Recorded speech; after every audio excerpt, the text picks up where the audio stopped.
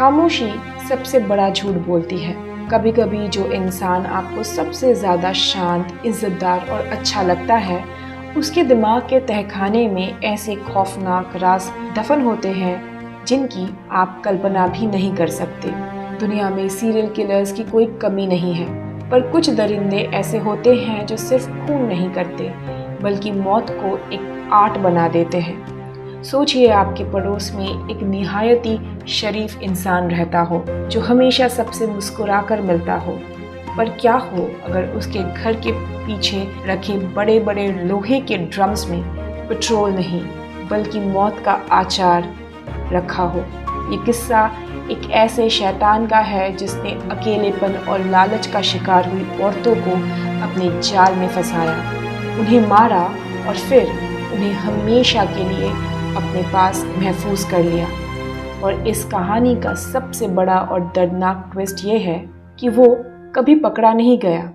अपने दिमाग के दरवाजे खोल लीजिए, क्योंकि हम चलने वाले हैं 1900s के शुरुआती दौर के हंगरी में, जहां बेलाकिस ने एक ऐसी मौत की फैक्ट्री चलाई थी जिसने पूरे यूरोप के होश उड़ा दिए थे। बुडापेस्ट से लगभग 15 से 20 किलोमीटर दूर एक बहुत ही शांत और सुंदर सा गांव था, सिनकोटा। फरवरी 1900s में यहाँ एक नया शख्स आया जिसका नाम था बेलाकिस। बेला पेशे से एक लोहार था, पर वो किसी आम मजदूर जैसा नहीं दिखता था।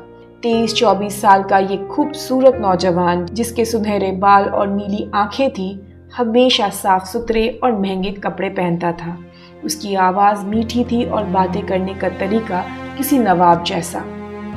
गांव वालों ने उसे तुरंत अपना लिया।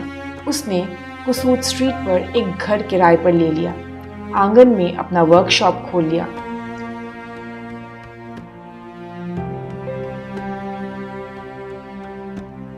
बेला एस्ट्रोलॉजी और ऑकल्ट का शौक रखता था और गांव के लोग अक्सर उसे अपना हाथ दिखाने आते थे। वो सिनकोटा की औरतों के लिए सपनों का राजकुमार जैसा था, पर किसी को नहीं पता था कि उसकी नीली आंखों के पीछे एक भेड़िया छुपा है।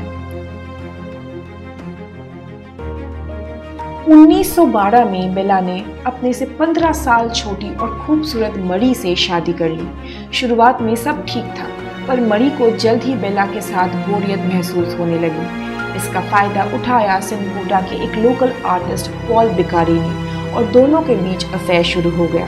बेला को इस बारे में पता चल चुका था, पर वो शांत रहा। फिर एक दिन अचानक मरी और पॉल गांव से गायब हो गए। बेला ने सबको बताया कि वो दोनों उसे धोखा देकर उसके पैसे लेकर अमेरिका भाग गए हैं। गांव वालों ने उसे सहानुभूति दी, पर असलियत कुछ और थी। मरी और पॉल अमेरिका नहीं बल्कि बेलाकिस के अंधेरे बेसमेंट में थे। बेला ने उन दोनों का खून कर दिया था, जो उसका पहला ऑफिशियल डबल मर्डर था। मरी के भाग जाने की कहानी के बाद बेला ने एक उम्रदराज औरत मिसेस जक्यूबेक को नौकरी पर रख लिया और उसे हिदायत दी कि उसके स्टडी रूम और बेसमेंट में कभी कदम ना रखे। अब बेला का असली खेल शुरू हुआ। उसने रियलाइज किया कि औरतों को मैनिपुलेट करना उसके लिए आसान है। उसने बुडापेस्ट के अखबारों में फर्जी नाम हर हॉफमैन से मैट्रिमोनियल एड्स देने शुरू किए। उसके एड्स कुछ इस तरह के थे: एक अकेले इज्जतदार और फिनेंशियली सेटल्ड जेंटलमैन को एक ऐसी जीवन साथी की तलाश है जो उसके साथ एक नई जिंदगी शुरू कर सके। कृपया वही औरतें संपर्क करें जिनके पास अपना कुछ पैसा हो।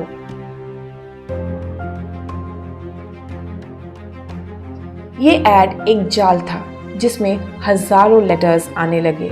बेल उन औरतों को शॉर्टलिस्ट करता जिनकी कोई क्लोज फैमिली नहीं थी और जिनके पास बैंक बैलेंस था। वो उन्हें बहुत रोमांटिक लेटर्स लिखता और जब वो फंस जाती तो उन्हें सिनकोटा इनवाइट करता, ये कहकर कि अपना सारा कैश निकाल लेना और किसी को मत बताना। प्यार में अंधी वो अकेली औरतें ठीक वैसा ही करती।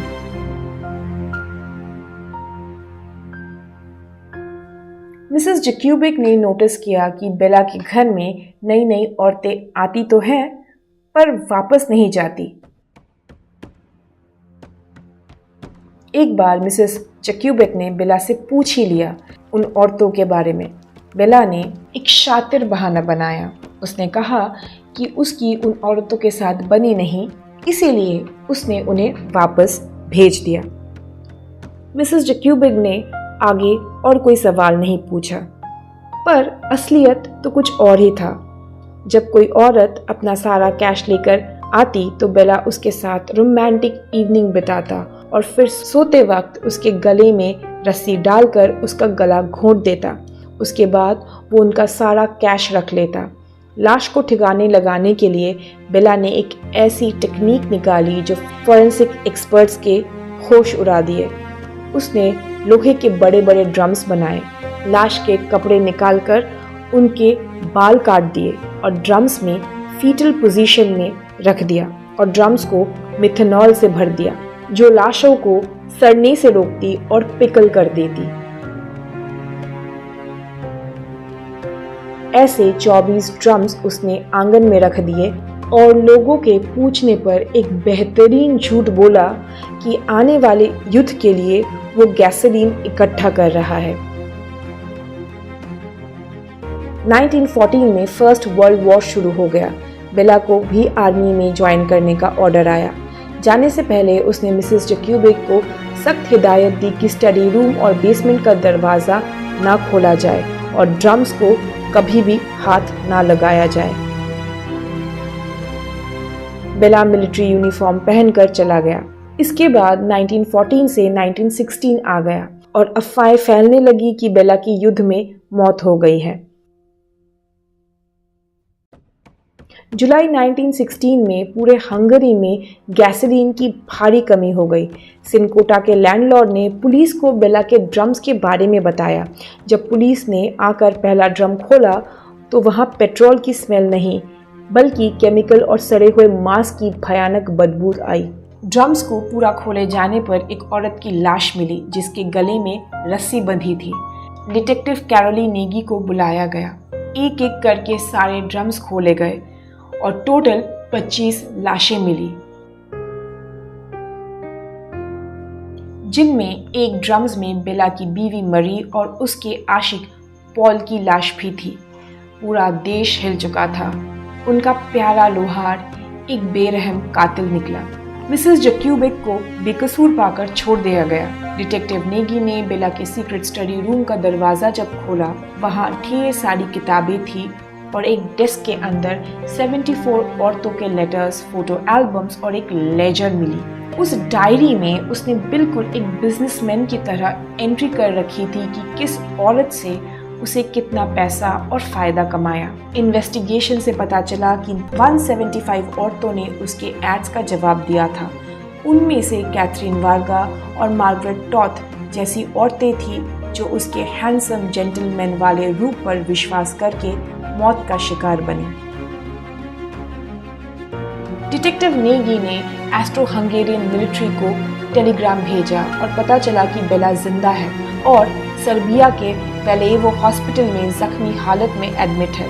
पर जब नेगी वहां पहुंचे तो बेला वहां नहीं था। उसने अपने बेड पर एक मरे हुए सैनिक की लाश लेटा दी और खुद गायब हो चुका था। एक सीरियल किलर उनके हाथों से फिसल गया था। बेला केस का ये एस्केप हिस्ट्री के सबसे बड़े राजों में से एक बन गया। दुनिया भर से उसे देखे जाने की रिपोर्ट्स आने लगी। 1920s में फ्रेंच फॉरेन लीजन में उसके होने की अफवाह उड़ी। 1932 में न्यूयॉर्क सिटी के एक फेमस डिटेक्टिव हेनरी ओसवाल्ड ने टाइम स्क्वायर सबवे स्टेशन पर बेला को देखने का दावा किया, पर वो वहां से भी गायब हो गया। इसके बाद बेला की साइटिंग्स बंद हो गई। बेला का नाम इतिहास के अंधेरों में कहीं हमेशा हमेशा के लिए खो गया। इसके साथ आज की कहानी यहीं खत्म होती है। मिलते हैं आपसे एक नए एपिसोड में। तब तक के लिए stay alert and stay safe.